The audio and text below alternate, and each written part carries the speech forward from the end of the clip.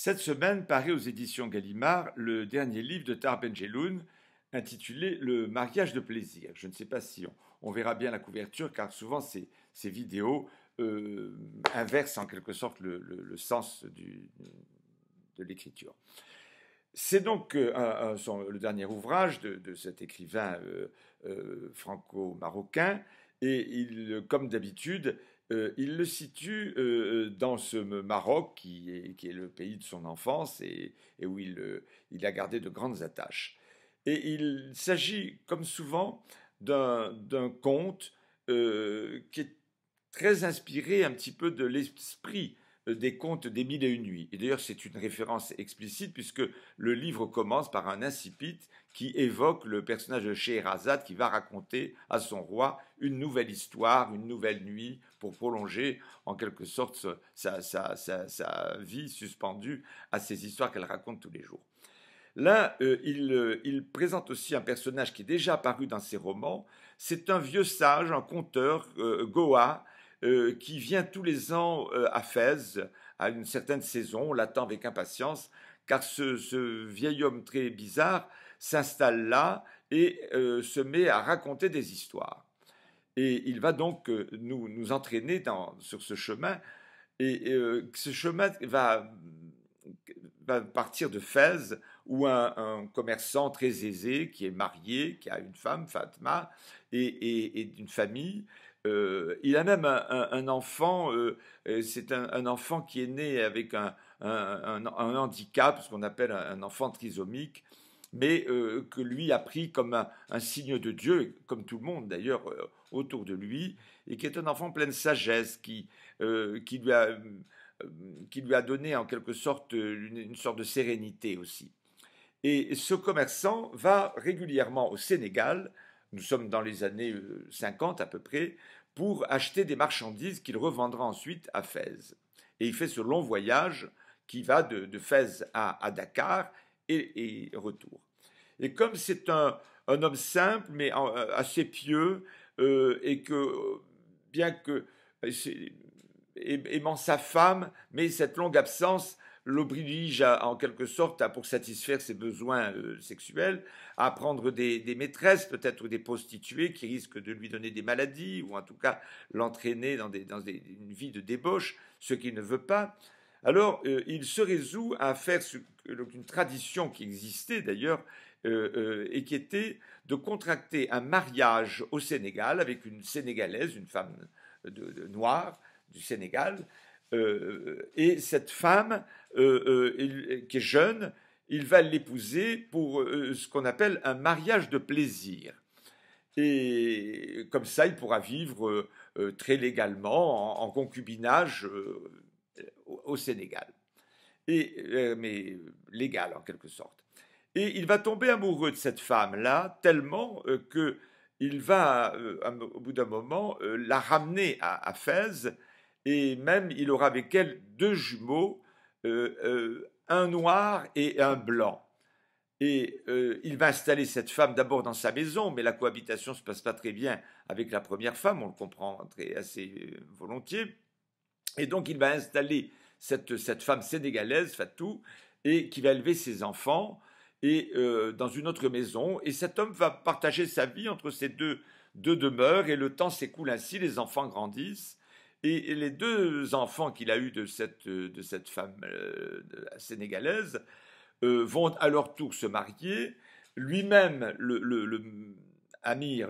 le héros en quelque sorte, va disparaître, mais l'histoire va continuer parce que ce que raconte Tar Benjelloun, c'est aussi une sorte d'aller-retour entre le Maroc et le Sénégal. Les enfants, un des deux enfants voudra retourner voir le pays où avait vécu sa mère. Et il va partir là-bas, il va faire ce voyage assez long. C'est l'occasion d'ailleurs d'une sorte de voyage initiatique à travers tout le Sahara marocain, la Mauritanie, le Sénégal, et également toutes ces routes du Maroc et de l'Atlas, naturellement. Et ce personnage, le fils d'Amir, va à son tour avoir un enfant, et ce qui va se passer, c'est que cet enfant né d'un père noir, en quelque sorte, lui-même noir, va être pris dans une tourmente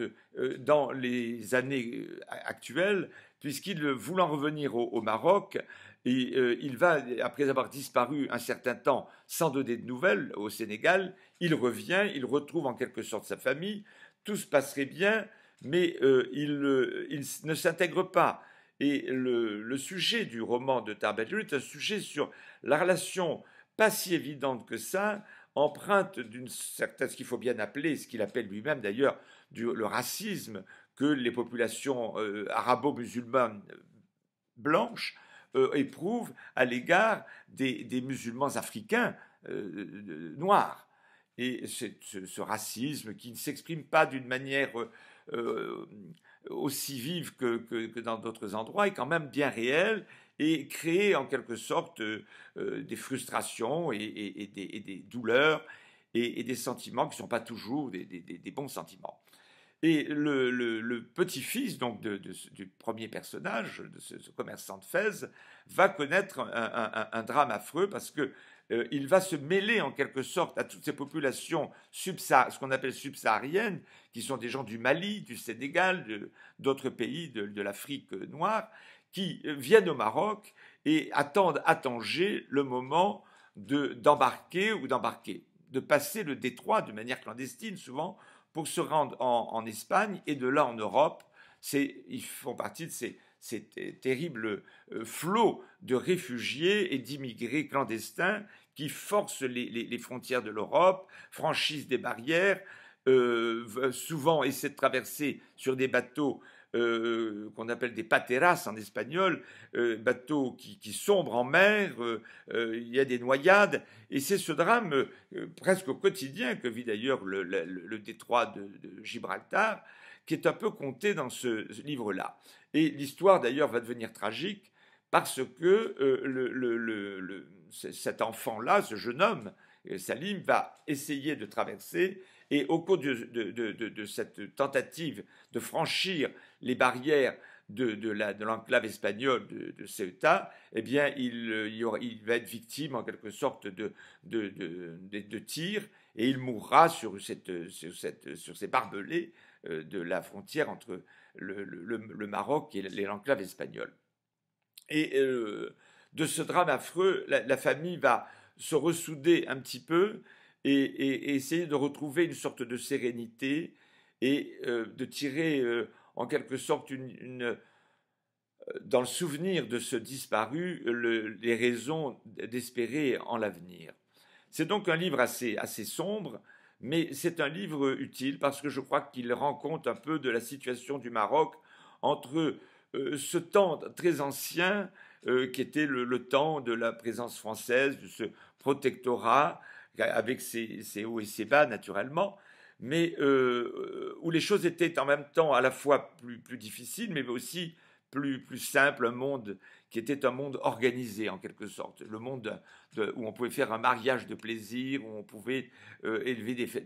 sa famille et ne pas avoir trop de préjugés. Et puis notre époque si difficile et où ce drame des réfugiés est tellement présent que c'est l'objet naturellement de l'angoisse de l'auteur. Voilà, alors c'est un très beau livre, comme toujours, dans un style extrêmement simple, un style de conteur qui est celui de Tar Benjeloun, qui, je crois, séduira ceux qui veulent, en quelque sorte, qu'on leur raconte des histoires éternelles, des histoires d'aujourd'hui, mais aussi des histoires où l'émotion se mêle aussi aux joies de la vie, aux difficultés, aux espoirs. Alors je vous encourage vivement, naturellement, à l'acheter et à le lire avec bonheur.